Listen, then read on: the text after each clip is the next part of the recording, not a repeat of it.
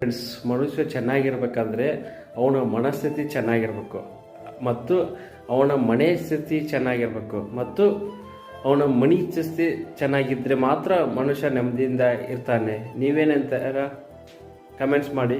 ಈ ಒಂದು ಅದ್ಭುತವಾದ ಕ್ಷಣಕ್ಕೆ ಭಾರತವೇ ಸಾಕ್ಷಿಯಾಗಿದೆ. ಫ್ರೆಂಡ್ಸ್, ಮನುಷ್ಯ ಚೆನ್ನಾಗಿರ್ಬೇಕಂದ್ರೆ ಅವನ ಮನಸ್ಥಿತಿ ಚೆನ್ನಾಗಿರ್ಬೇಕು ಮತ್ತು ಅವನ ಮನೆ ಸ್ಥಿತಿ ಚೆನ್ನಾಗಿರ್ಬೇಕು ಮತ್ತು ಅವನ ಮನಿ ಸ್ಥಿತಿ ಚೆನ್ನಾಗಿದ್ದರೆ ಮಾತ್ರ ಮನುಷ್ಯ ನೆಮ್ಮದಿಯಿಂದ ಇರ್ತಾನೆ. ನೀವೇನಂತಾರ ಕಮೆಂಟ್ಸ್ ಮಾಡಿ. ಈ ಒಂದು ಅದ್ಭುತವಾದ ಕ್ಷಣಕ್ಕೆ ಭಾರತವೇ ಸಾಕ್ಷಿಯಾಗಿದೆ. ಫ್ರೆಂಡ್ಸ್, ಮನುಷ್ಯ ಚೆನ್ನಾಗಿರ್ಬೇಕಂದ್ರೆ ಅವನ ಮನಸ್ಥಿತಿ ಚೆನ್ನಾಗಿರ್ಬೇಕು ಮತ್ತು ಅವನ ಮನೆ ಸ್ಥಿತಿ ಚೆನ್ನಾಗಿರ್ಬೇಕು ಮತ್ತು ಅವನ ಮನಿ ಸ್ಥಿತಿ ಚೆನ್ನಾಗಿದ್ದರೆ ಮಾತ್ರ ಮನುಷ್ಯ ನೆಮ್ಮದಿಯಿಂದ ಇರ್ತಾನೆ. ನೀವೇನಂತಾರ ಕಮೆಂಟ್ಸ್ ಮಾಡಿ. ಈ ಒಂದು ಅದ್ಭುತವಾದ ಕ್ಷಣಕ್ಕೆ ಭಾರತವೇ ಸಾಕ್ಷಿಯಾಗಿದೆ.